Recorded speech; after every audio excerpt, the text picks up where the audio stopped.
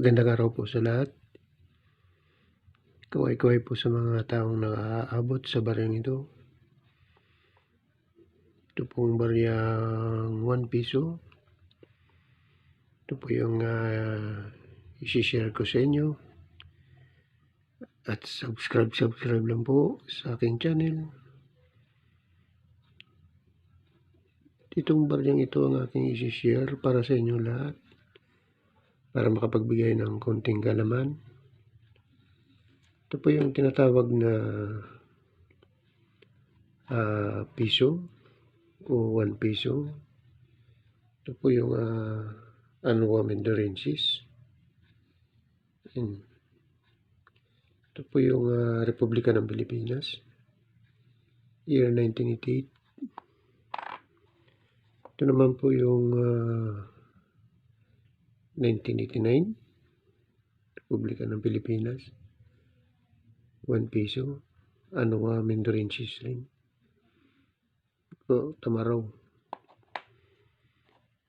Ito naman po yung 1990. So may tatlo po akong koleksyon. Ito po ay uncirculated na po ito. O matagal na po inalis po ito sa sirkulasyon ng barya po natin. So ito po ay 80s pa po na barya. So nakakuha po ako, nakapagtabi po ako nito.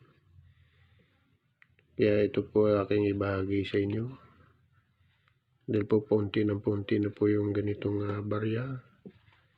Halos hindi na po natin makikita yung ganito.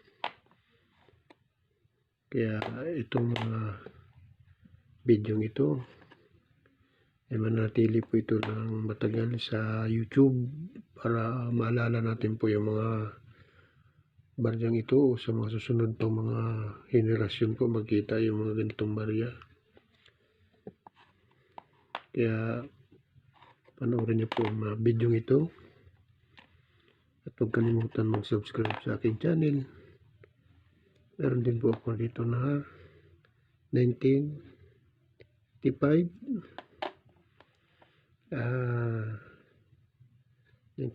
ulit.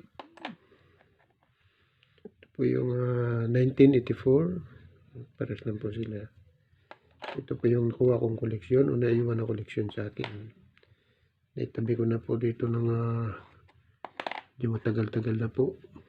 Binali ko po ito sa aking lola. Kaya ito po ay babahagi ko sa inyo. Sana po mapanood yung video ito para makapagbigay ng konting idea o baka meron kayong ganito na na barya.